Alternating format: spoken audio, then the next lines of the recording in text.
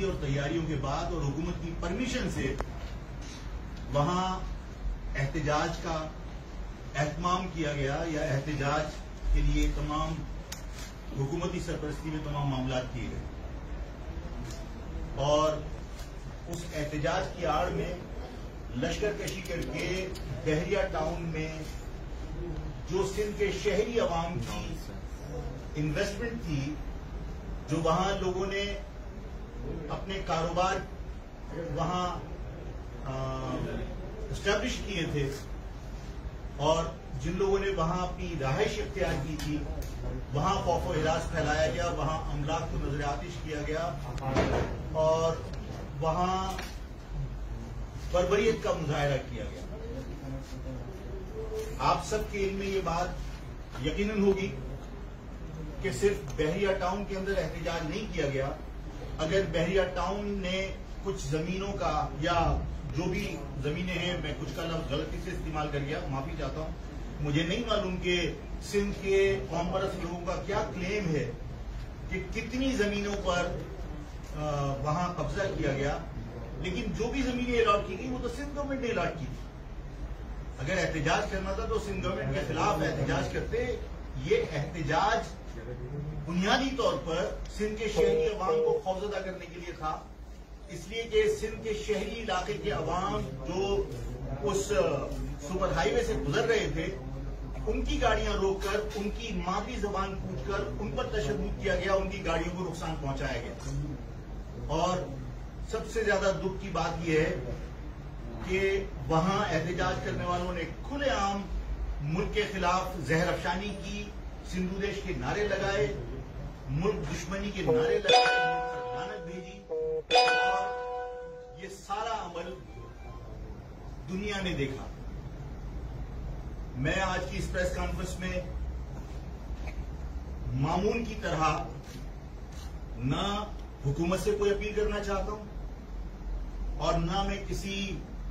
इदारे को दोष देना चाहता हूं और उनसे कोई अपील करना चाहता हूं, इसलिए कि तमाम के तमाम मामलात इस शहर का अमन कायम रखने के जिम्मेदार लोगों की मौजूदगी में हुए। मैं जाहिर है कि इस बात से भी वाकिफ हूं कि जो एहतजाज हुआ उसकी परमिशन बाकायदा सिंध गवर्नमेंट ने दी थी, तो जो कुछ हुआ जिनकी मर्जी से हुआ, उनसे अपील करना, उनसे इंसाफ की भीख मांगना,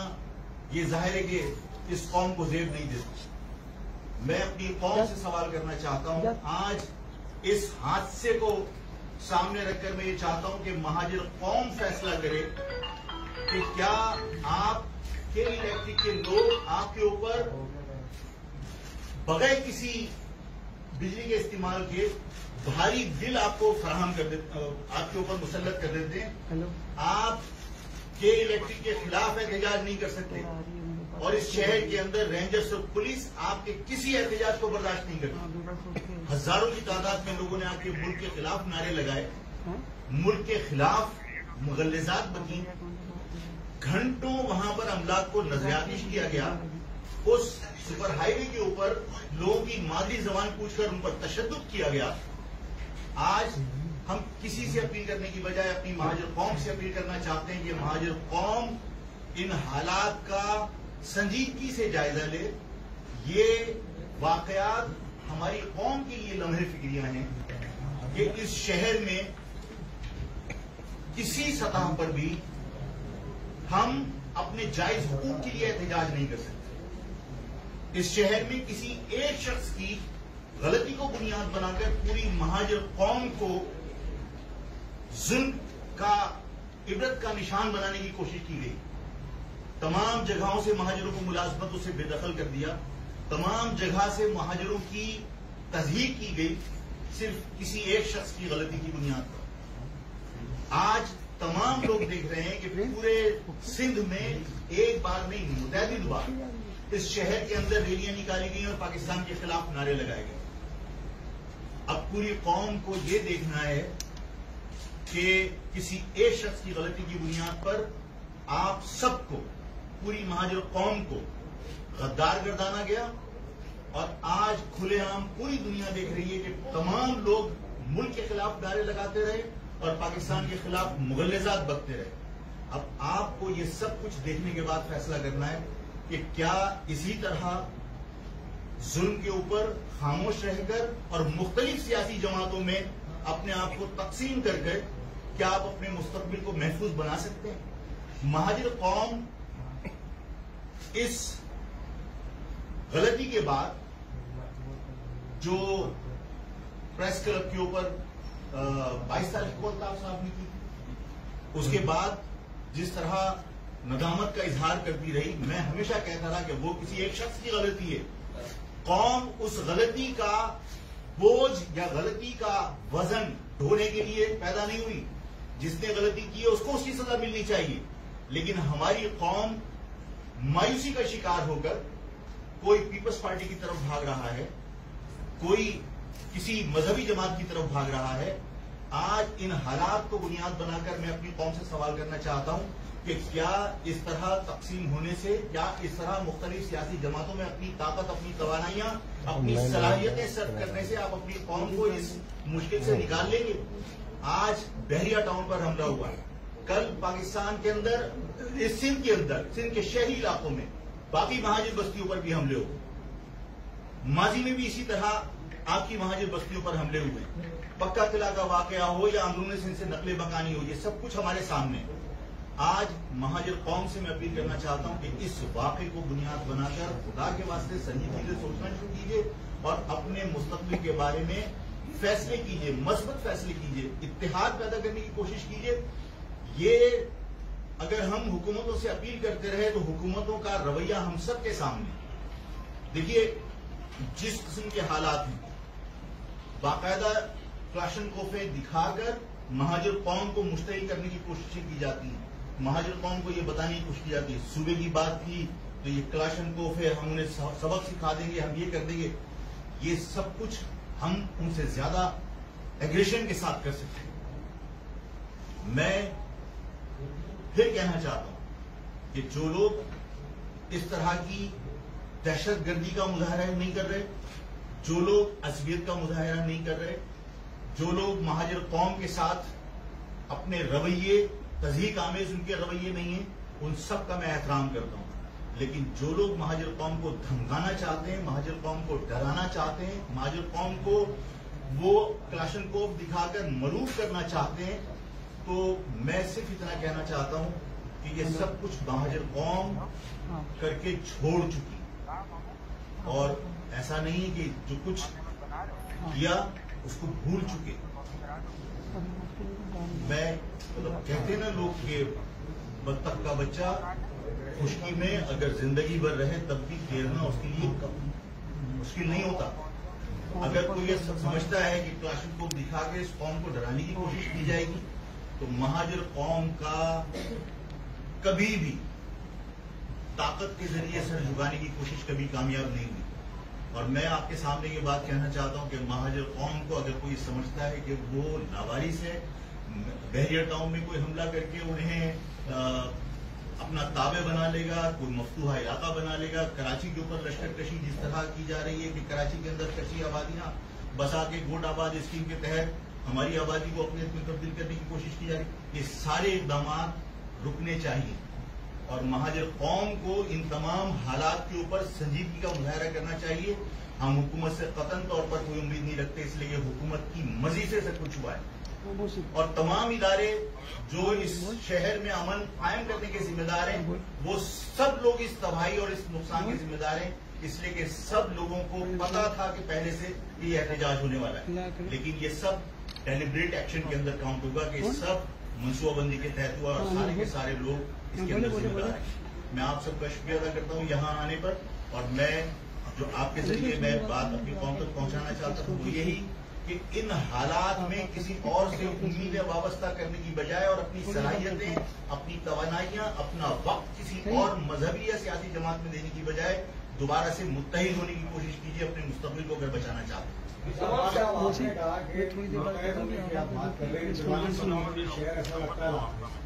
आप 4-5 घरों पर रख चुके हैं, कोई लायबल बनाया आपने DSP के साथ, मुत्तहिदा के साथ, महाजिर कौमी मूवमेंट के साथ, दंगल के साथ, मैं चले देखिए, मैं पहले भी लोगों से कह चुका, मैं आज आपके तवज्जुह से फिर कह देता हूँ, हम सबके सियासी इख्तिलाफात हैं। मैं मुत्तहिदा कौमी मूवमेंट हैदराबाद को भी दावत देता हूँ, मैं PIB के फारूक सत्तार साहब को भी दावत देता हूँ, मैं मुस्तफा कमाल साहब को भी दावत देता हूँ कि देखिए, हम सब के काम के तरीक़ेकार मुख्तलिफ हो सकते हैं,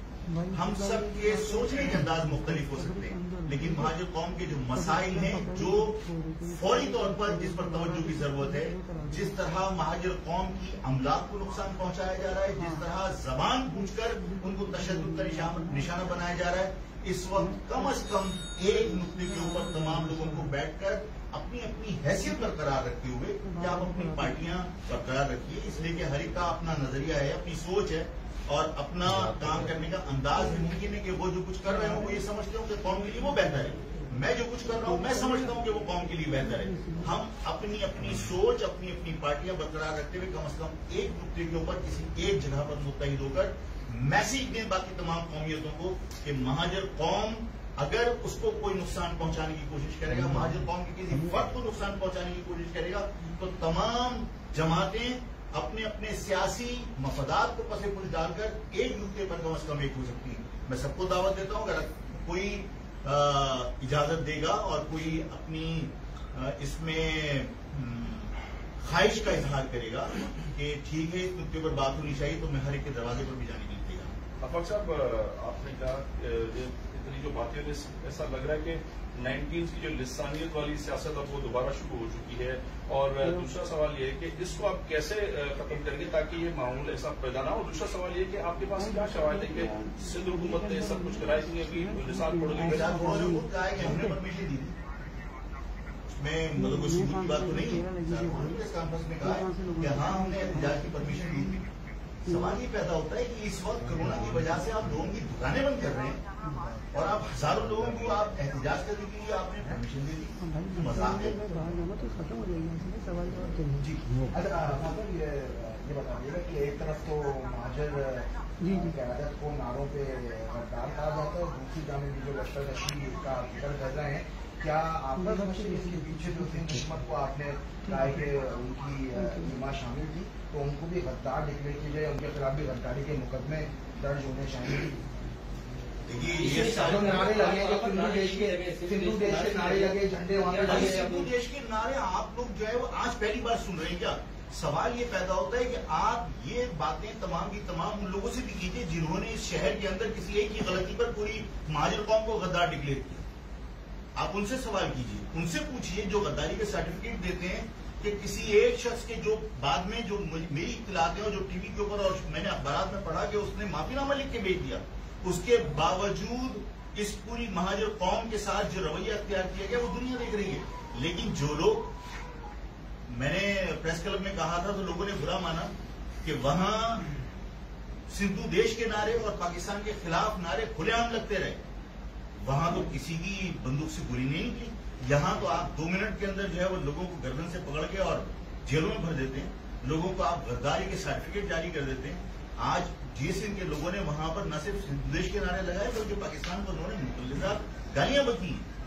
और मैं ये भी बता देना चाहता हूं कि मैं अगर अपनी कौम के हवाले से फिक्रमंद हूं और मैं अगर ये कहता हूं कि महाजिर कौम को नुकसान पहुंचाने की कोशिश की तो हम अपने रवैये तब्दील करेंगे। तो मैं ये भी कह देना चाहता हूं कि ये मुल्क भी मेरे बाप दादाओं के मेरे बुजुर्गों का बनाया हुआ है। अगर कोई आपको सूबे के नारे पे तो तकलीफ होती है, आप मेरे बुजुर्गों के बनाए हुए वतन के खिलाफ मुगलिजात बके और आप ये सोच लें कि हम उसको बर्दाश्त कर लेंगे, ये मुमकिन नहीं है। अगर इस मुल्क में, इस शहर में, सिंध के शहरी इलाकों में अगर बार बार ये सिंधु देश के नारे लगेंगे और अगर मुल्क के खिलाफ जहर अफशानी की जाएगी तो इसका रद्द अमल सामने आएगा और बहुत सख्त आएगा। हाँ रहमान साहब, ये बताइएगा कि अब से कुछ देर पहले एमपी ने बहरीन के वाकई की मजम्मत की, आपने भी की, लेकिन अब 2 घंटे पहले अल्ताफ हुसैन ने एक ट्वीट किया है जो कि बहरीन में एहतजाज हुआ, उसकी हिमायत में कहा कि अब जागते रहना, सोना नहीं। तो ये बताएं कि वो अल्ताफ हुसैन महाजिर कौज से पीछे हट गए या वो